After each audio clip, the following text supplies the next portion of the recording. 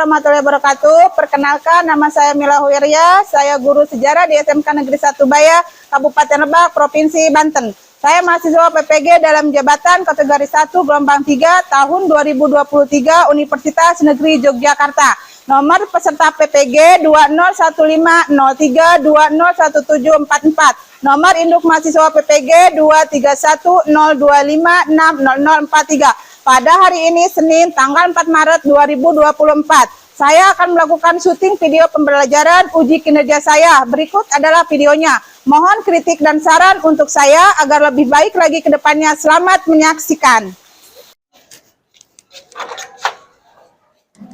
Assalamualaikum. Gimana kabar semua anak-anak, sehat? Alhamdulillah. Alhamdulillah ya, pada kesempatan ini kita masih diberikan kesehatan, kenikmatan, sehingga kita bisa melaksanakan kegiatan pembelajaran seperti biasanya. Sebelum ke pembelajaran, alangkah lebih baiknya kita berdoa dulu ya.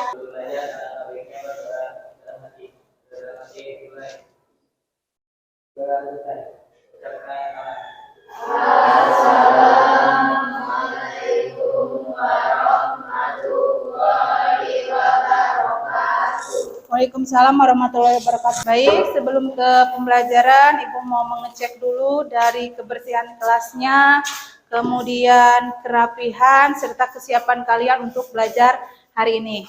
Afwa Meilani ada? Ainunisa? Dwi Saputra? Alhamdulillah ya, semuanya hadir. Baik, sebelum ke pembelajaran, kita menyanyikan lagu Indonesia Raya dulu. Silahkan untuk berdiri semuanya.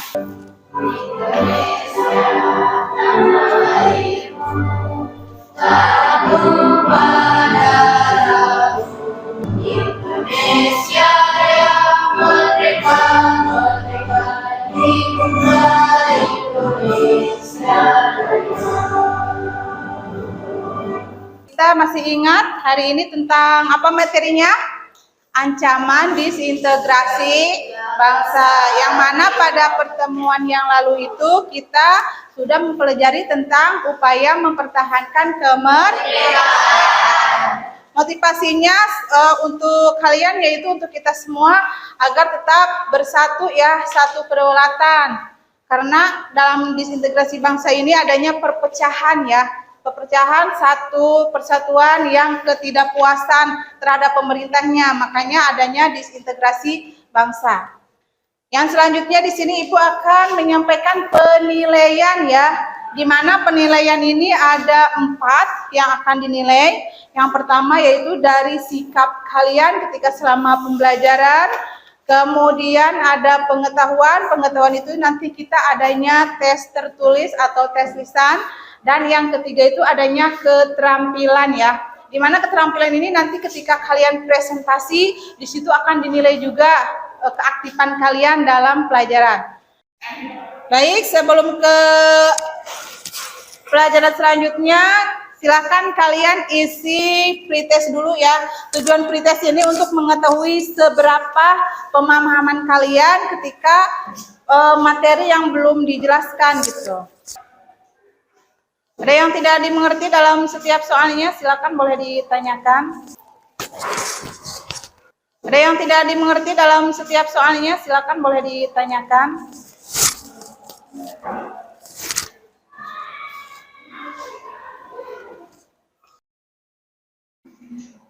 Udah ya semuanya? Udah. Ya. Udah ya. Nah, sebelum ke pembelajaran atau ke materi selanjutnya, kita di sini ada ice breaking ya. Jadi silakan nanti kalian tebak, di sini fokus ke warna ya, jadi bukan ke tulisannya. Apa itu? Warnanya dilihat.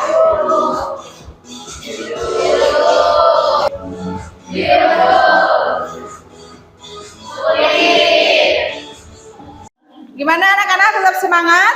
Semangat. Berarti untuk materi yang sekarang kita bahas pada pertemuan hari ini yaitu tentang ancaman disintegrasi bangsa. Nah, di sini untuk untuk KD dan KI-nya bisa kalian lihat di sini ada kompetensi dasar dan indikator pencapaian. Yang pertama di situ ada apa? Menganalisis supaya bangsa Indonesia dalam menghadapi ancaman di integrasi bangsa antara lain PKI maupun DITI, APRA, Andi Aziz, RMS, PRRI atau Permesta, dan G30S, PKI. Berarti itu yang KD pengetahuannya ya. Nah, indikatornya di situ ada apa saja? Mengidentifikasi berbagai ancaman disintegrasi bangsa. melalui bacaan dari berbagai sumber Belajar. Sekarang KI atau KD yang keterampilan. Di situ ada KD-nya pertama apa? Menyajikan hasil rekonstruksi tentang upaya bangsa Indonesia dalam menghadapi ancaman integrasi bangsa antara lain PKI Madiun 1998 DITI, APRA, Andi Aziz, RMS, dan di 13 PKI dan menyajikannya dalam bentuk cerita sejarah. ya. Adapun di sini keterampilan indikatornya yaitu adanya apa? Rekonstruksi Upaya bangsa Indonesia dalam integrasi bangsa antara lain peristiwa Madiun 8 DITI, APRA, Andi Aziz, RMS, PRRI, Permesta, di 12 PKI dan menyajikannya dalam bentuk cerita sejarah. Nah, untuk KKM-nya di sini sejarah Indonesia itu KKM-nya 70 itu sudah dipresentasikan atau sudah dibikin ya, bahwa misalnya yang indikatornya berapa, terus KD-nya berapa, itu kan sudah ada, jadi hasilnya itu 70 KKM-nya ya. Adapun di sini model pembelajarannya itu yaitu Ibu menggunakan PBL ya.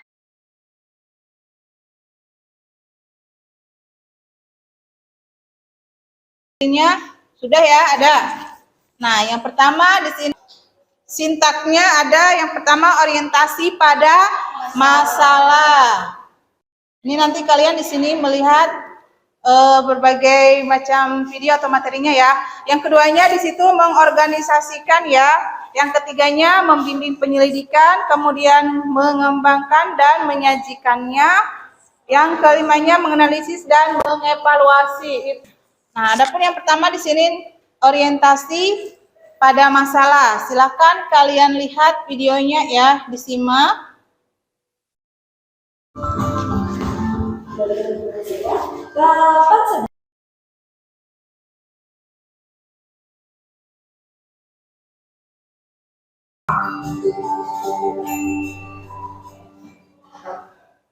Halo teman-teman semua, balik lagi di Edis Cafe.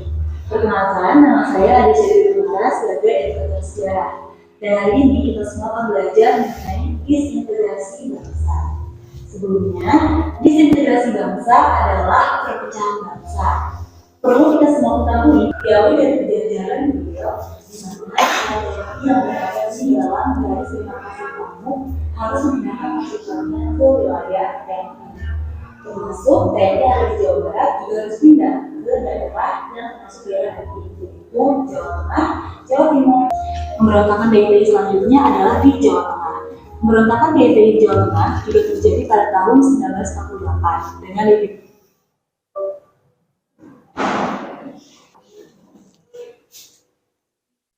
Baik, tadi kalian sudah melihat videonya ya. Karena ini sudah dibagi kelompok, kita menjadi 3 kelompok.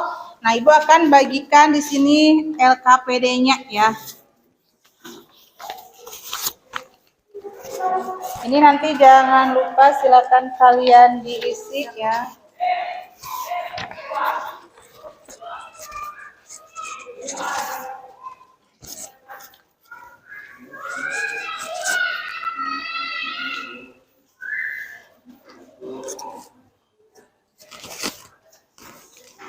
Nah, untuk pengerjaannya nanti di situ kalian, tadi kan sudah melihat tuh di videonya ya. Nah, nanti di sini dilihat ya petunjuk pengerjaannya. Di situ kan ada langkah-langkahnya ya, bagaimana cara pengerjaannya. Nah, di sini nanti ada, di sini kan ada tokoh ya, tokoh-tokohnya. Nah, kenapa? Misalnya kan sudah ada di sini tokohnya, namanya. Nah, kenapa ini termasuk ke dalam peristiwa Madiun 1948. Nanti apa alasannya ditulis ya. Nanti ditulis latar belakangnya, kemudian keterlibatan Amir Syarifuddin terhadap peristiwa Madiun. Sama yang keduanya juga dengan Muso ya, keterlibatan Muso terhadap peristiwa Madiun. Sama ya untuk yang kelompok 2 dan 3-nya. Ini kan di sini adanya Ibnu Hajar, keterlibatannya dalam pemberontakan DITI itu apa?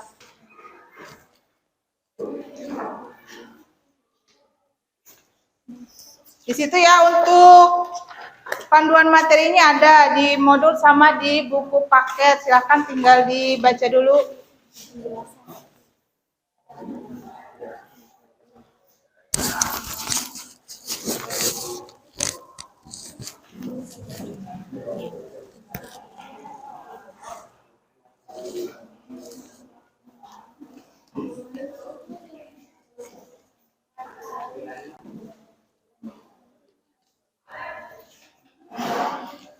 Itu latar belakang Ya, latar belakang. keterlibatan itu Tokoh. dan Ya.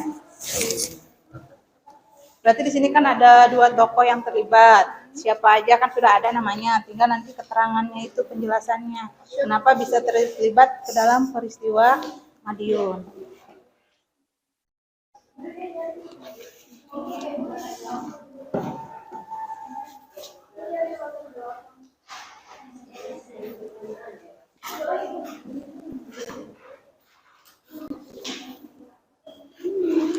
Enggak beda. Beda.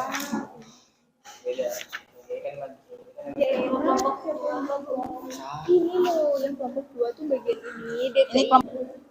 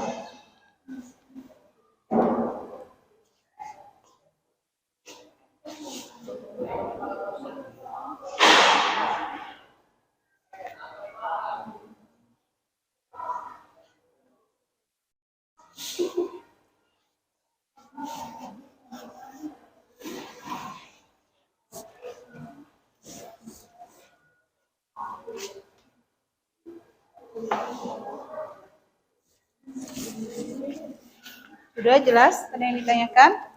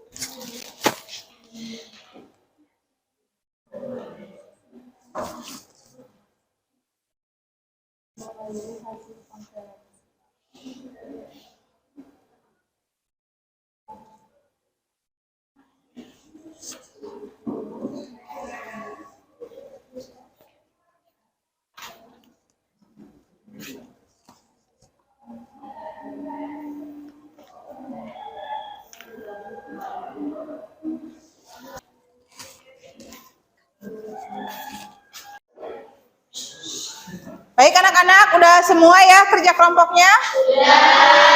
Nah, karena sudah semua, silakan untuk yang presentasi mau kelompok mana dulu dipersilahkan ya. Untuk depan cukup perwakilan aja satu orang ya, yang lainnya peserta lainnya nanti duduk aja. Assalamualaikum warahmatullahi wabarakatuh. Waalaikumsalam warahmatullahi wabarakatuh. Perkenalkan, nama saya Dita Putra dari perwakilan kelompok 1. Ini kami akan menjelaskan tentang keterlibatan Amir Sarifuddin dan Musa Manawar dalam peristiwa Madiun 1948. Merupakan PKI Madiun terjadi pada 18 September 1948 yang bertujuan untuk menggulingkan pemerintahan Indonesia dan mengganti landasan negara. Latar belakang pemberontakan Madiun, ada beberapa hal yang melatar belakangi pemberontakan PKI Madiun. Itu satu, jatuhnya kabinet Amir Sarifuddin akibat persetujuan perjanjian Renville yang sangat merugikan Republik Indonesia. Pasca turunnya Amir Sarifuddin dari Perdana Menteri, yang kemudian mendirikan Front Demokrasi Rakyat atau FDR yang bekerjasama dengan Partai Komunis Indonesia. Yang kedua, pendekatan Amir Sarifuddin dan Musso yang memiliki cita-cita menyebarkan ideologi komunisme. Tiga, tentunya propaganda, rekonstruksi dan nasionalisme militer daerah pada kabinet Hatta, yaitu mengembalikan 100.000 tentara menjadi rakyat biasa untuk penghematan biaya. Sejarah pemberontakan Madiun.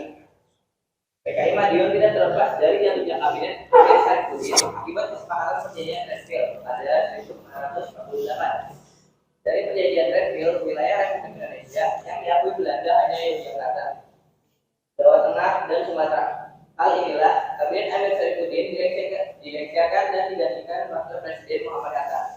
Amir Sarifuddin yang tidak sejalan dengan kabinet Hatta membentuk Front Demokrasi Rakyat atau FDR pada tanggal 28 Juni 1948. FDR menjadi pemersatu komunis dan sosialis kiri seperti Partai PKI, PSI, Pesindo, PBI, dan Sarekat Buruh Perkebunan Republik Indonesia. Seiring berjalannya waktu, FDR mengarah ke organisasi ilegal. Keanggotaan FDR berkembang pesat dan dengan unsur buruh dan militer berkalawan komunis yang tidak terlatih. Situasi semakin memuncak ketika muncul isu rela untuk mengurangi jumlah anggota militer. Situasi semakin memanas ketika Musso yang sebelumnya belajar di Uni Soviet kembali ke Indonesia. Baiklah, ada pertanyaan untuk kelompok 1?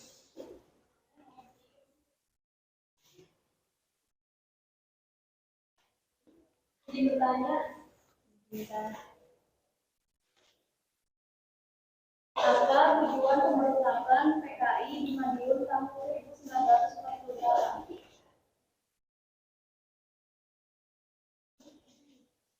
Izin menjawab dari kelompok 3. Kelompok 3 bertujuan untuk memulihkan pemerintahan Indonesia dan mengganti landasan negara.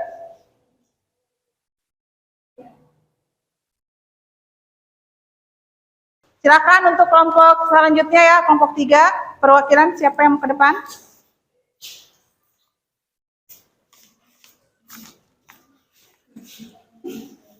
Assalamualaikum warahmatullahi wabarakatuh. Waalaikumsalam warahmatullahi wabarakatuh. Perkenalkan, nama saya Edi Setiawan. Saya perwakilan dari kelompok 3 yang mempresentasikan tentang pemberontakan APRA. Bapak yang pertama adalah Raymond Westerly. Pemberontakan APRA adalah peristiwa kudeta militer yang berlangsung di Bandung pada tanggal 23 Januari 1950. Kudeta angkatan APRA dilakukan oleh pasukan di bawah pimpinan Kapten Raymond Westerly. Kapten Raymond Westerly adalah sosok yang terkenal dalam peristiwa pembantaian Westerly di Sulawesi Selatan pada tanggal 1946 sampai 1947. Latar belakang timbulnya pemberontakan APRA adalah mulai dibubarnya negara bagian bentukan Belanda, RI Serikat yang bergabung kembali ke RI. Tujuan pemberontakan APRA adalah untuk mempertahankan adanya negara federal dalam list yang dipimpin oleh Soekarno. Bapak yang kedua, Sultan Hamid II. Sultan Hamid II sebenarnya berkontribusi untuk Indonesia seperti membuat lambang negara Indonesia. Sempat ragu, ia pada akhirnya setuju ketika daerah Westerly untuk ikut menjadi bagian APRA karena ingin mempertahankan bentukan negara federal dan mendapatkan jabatan tinggi. Sampai di sini ada yang dipertanyakan? Izin bertanya.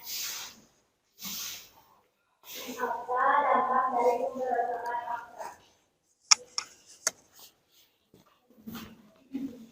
Dijawab. Angkatan Perang Ratu Ade atau APRA merupakan gerakan pemberontakan yang dilancarkan aksinya pada 23 Januari 1950 di Bandung. Pemberontakan APRA dipimpin oleh Raymond Westerly, seorang mantan kapten tentara Hindia Belanda dari Kesatuan KNIM.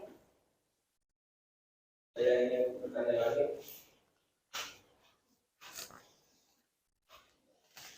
Ada lagi silakan yang mau bertanya ke kelompok 3.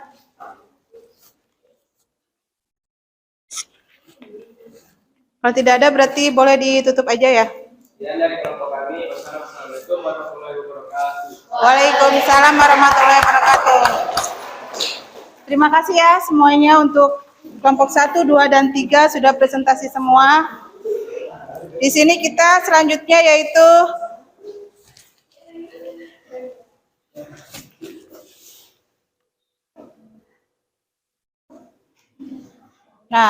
kesimpulan ya, berarti kesimpulan dari ancaman disintegrasi itu apa kesimpulannya? Sebagai bangsa yang identik dengan keragaman, Indonesia harus selalu waspada terhadap ancaman-ancaman disintegrasi bangsa. Pasalnya, kekeragaman tersebut justru dapat menimbulkan konflik jika pemerintah dan rakyat tidak dapat bekerja sama. Artinya, baik pemerintah maupun rakyat harus sama-sama berusaha menjaga persatuan dan kesatuan bangsa sesuai dengan semboyan bangsa Indonesia Bhinneka Tunggal Ika. Ya, oke ya. Terima kasih untuk semuanya. Nah, di sini Ibu akan memberikan penghargaan ya. Tadi ketika presentasikan di situ ada yang memberikan pertanyaan, kemudian ada yang menjawab. Di sini Ibu akan menyebutkan peserta yang aktif ya atau kelompok yang aktif ya. Ibu berikan untuk kelompoknya itu kepada kelompok 2 ya, kelompok 2 yang begitu aktif ya untuk ketika presentasi. Adapun untuk yang pesertanya yang aktif dalam presentasi ini, baik itu menjawab atau menambah jawaban, kemudian bertanya, yaitu diraih oleh kelompok 2 juga oleh Qurratul Uyuna. Terima kasih ya. Masih semangat? Nah, karena kita tadi di awal itu adanya pretest, kemudian kita akan diadakannya post test lagi ya, karena di mana untuk mengetahui sejauh mana antara pembelajaran yang sebelum kita bahas sama pembelajaran yang sudah dibahas ya. Nah, untuk pengisiannya silahkan linknya kalian bisa dilihat ya di situ. Silahkan diisi ya. Untuk jumlah soalnya sama ya, ada 10 soal. Ada soal yang tidak dimengerti. Ada yang sudah beres? Bagi yang sudah beres sudah dilihat dapat berapa nilainya? Baik, Ibu tekankan lagi pada dasarnya pembelajaran ancaman disintegrasi ini khususnya untuk kita semua untuk tetap memperkuat ya, memperkuat negara ini untuk tetap bersatu, jangan lagi adanya perpecahan. Meskipun di Indonesia itu bermacam-macam ragamnya budaya sukunya, tetapi kita satu tujuan yaitu merdeka ya. Sekarang kita lihat ke yang bagian refleksi ya. Nah, di situ juga ada linknya.